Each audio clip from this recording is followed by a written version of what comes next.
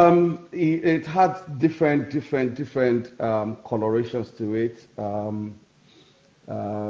Like I explained, I think the color that could explain it the most is black. Hmm. Black. And I'll be honest with you, before this incident, I never thought much of black. Black. I thought black was just something that was just all about sorrow. I thought black was just something that was all about mourning, sadness. Um, but black seems to be, much more than sorrow, sadness, and mourning.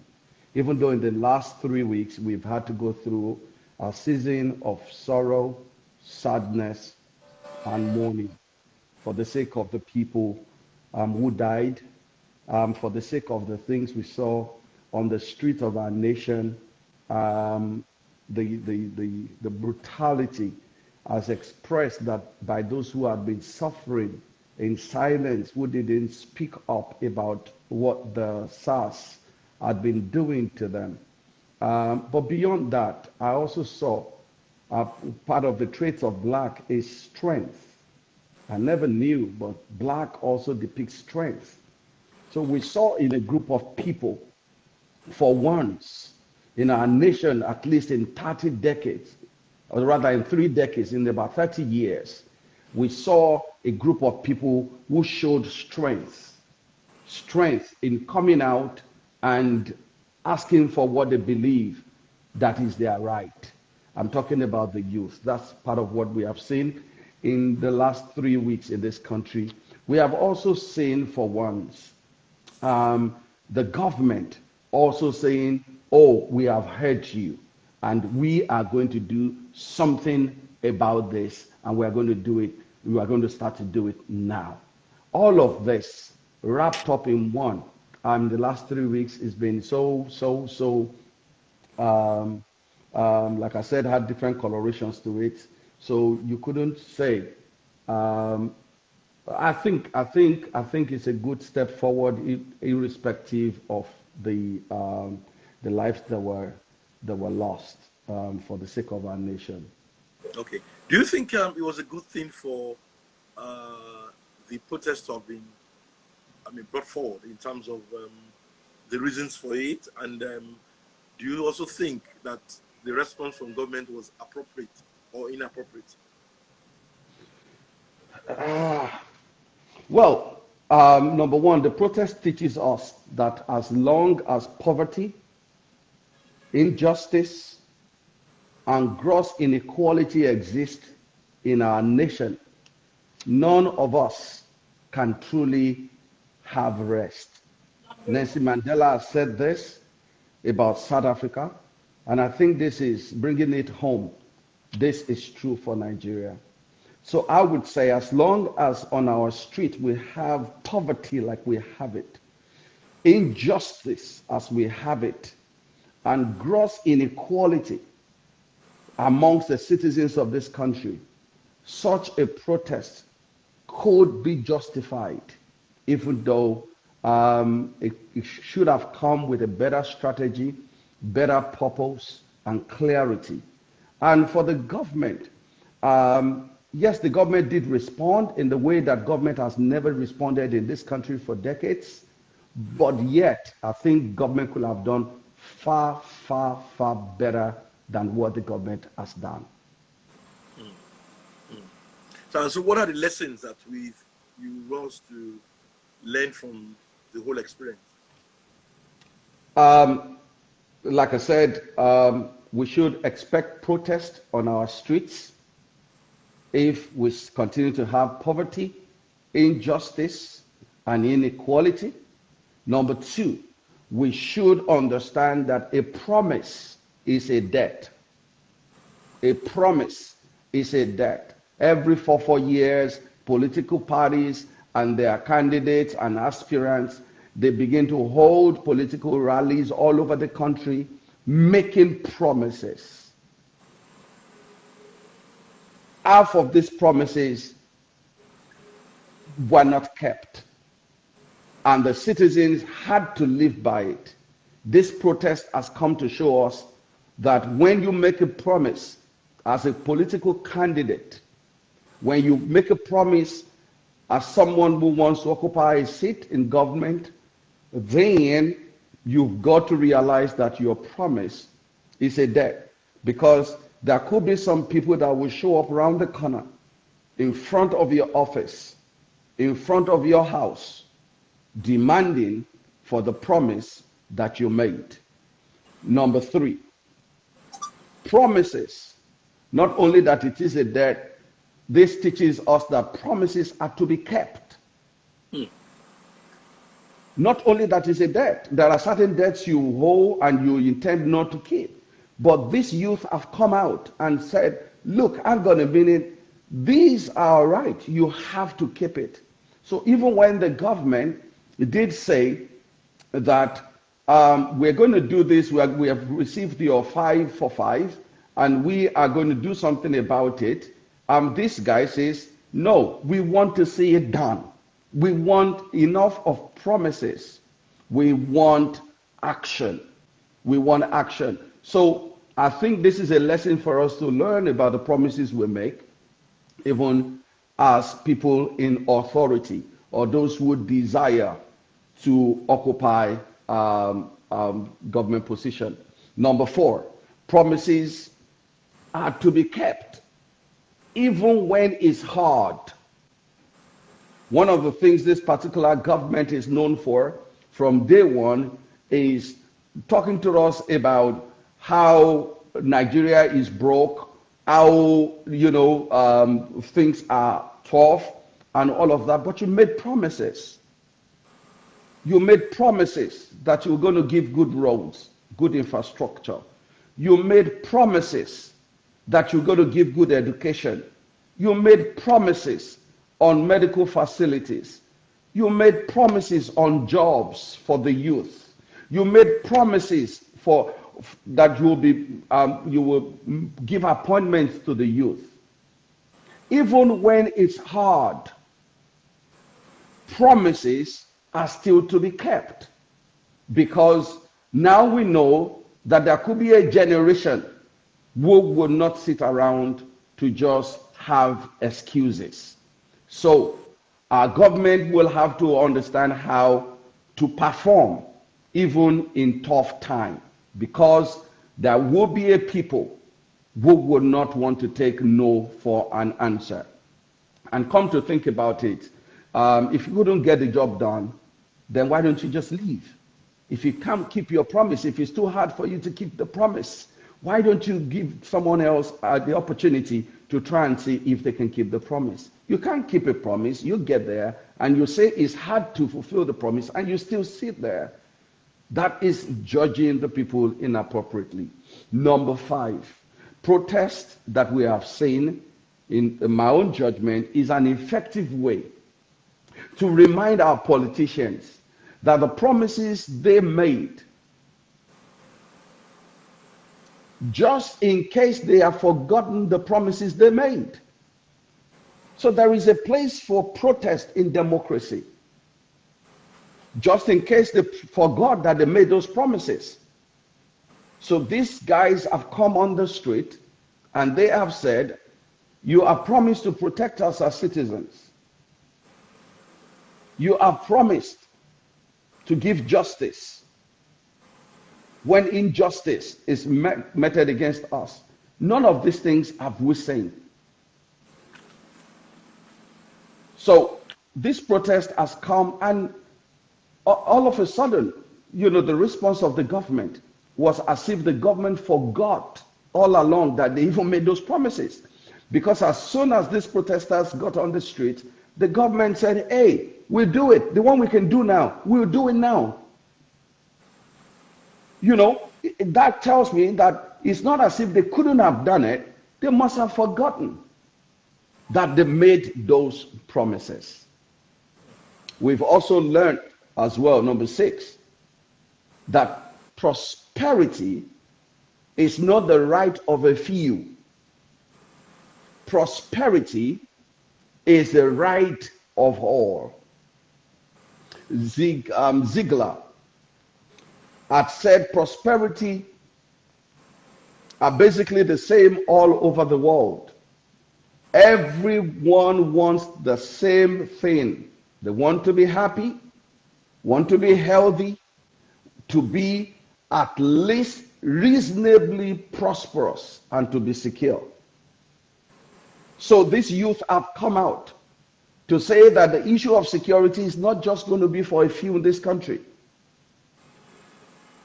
Even though we don't have government appointment, even though we are just young kids in the country, we don't have the influence, we don't have the affluence, we should still be secured on the roads of Nigeria.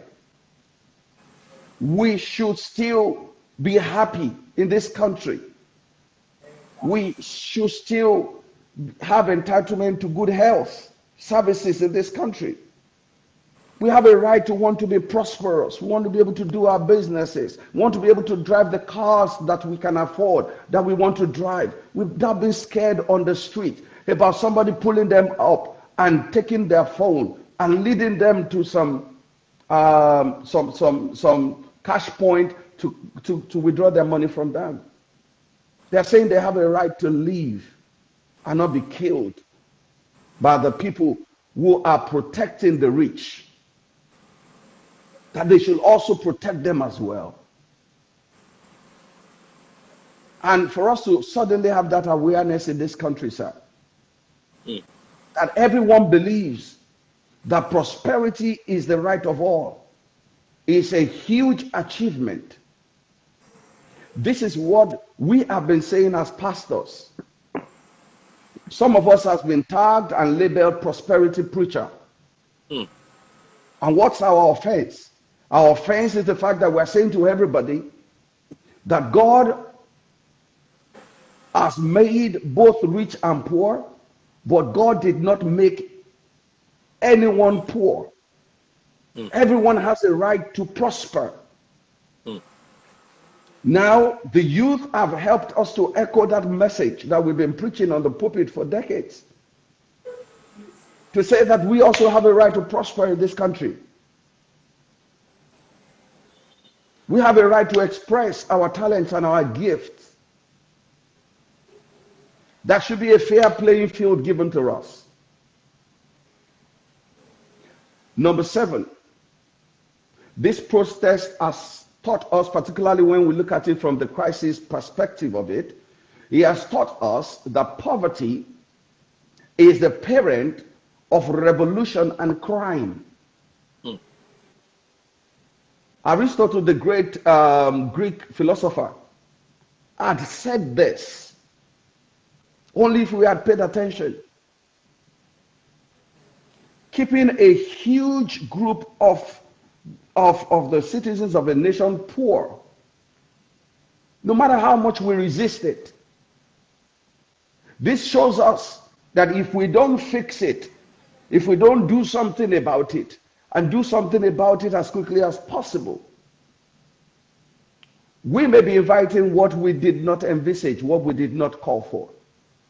Who would have thought 2 months ago, as we are coming out of the crisis of COVID-19 pandemic, who would have thought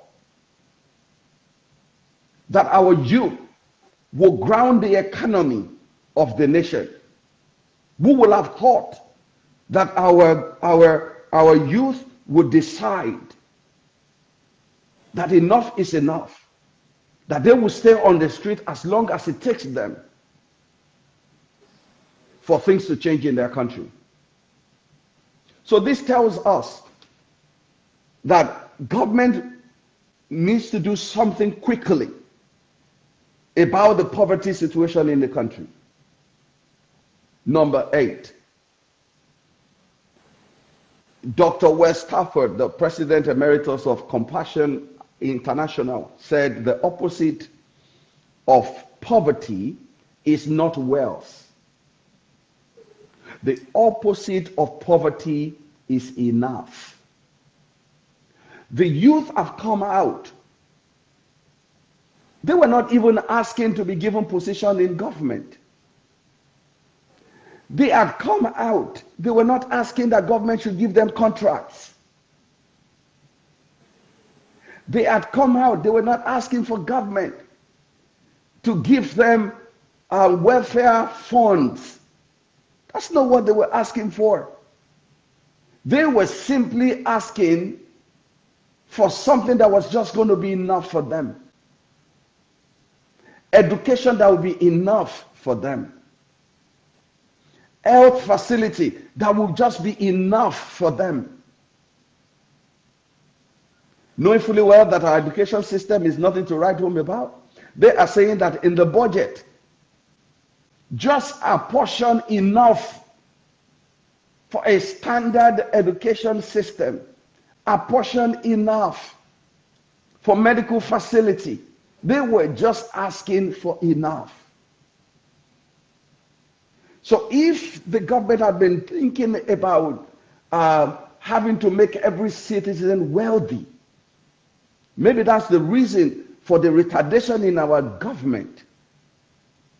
Well, this protest should have helped our government to see that what the youth are asking for is not wealth, it's not riches. They are just asking for enough. So the protest was not a cry for wealth, it was a cry for enough. And everybody should have an entitlement to enough in their own country. Number 9. This protest teaches us that people do not appreciate a prosperous economy which leaves them poorer by the day. Big lesson, big lesson, big lesson, big lesson. Bringing on taxes, bringing on levies, even though you feel you can justify it, removing oil subsidy without, putting a system in place that is going to help, an average citizen to be able to absorb the shock, is one of the reasons that drove this country to what we have seen in the last 3 weeks. This should teach us that governance is not about economy. Governance is about the well-being of the citizens. Having a robust, healthy economy that does not translate to a good quality living for a citizen is a waste of time and a waste of resources of the nation. So this should be able to help government now to sit down and say, countries like United Kingdom, countries like United States of America, who have put in place a welfare system and even give priority to that over and above their economy, because they understand that it is only when there is peace in the land that the economy can be buoyant. They understand that when policemen are paid well, that is when the police will be able to secure their streets without compromise. They understand that when those who are employed are being helped to be able to have food on their table, that is the only way to reduce crime in the states. There is a reason for the welfare fund in these countries. Why can't we emulate that? Why can't we choose the path that is going to give the poor enough to survive without having to get into crime? Number 10. Progress for a nation is non-negotiable if the nation is going to have peace. That's one of the things this protest has shown us. There have been generations who didn't see the progress in our nation, but kept quiet. The generation who could use the bad roads as they are, kept quiet. The generations who could just use whatever it is that the health facility could give and are ready to go and bury their dead who shouldn't have died. But here is now a generation who says, hang on a minute, the progress of this nation is not negotiable.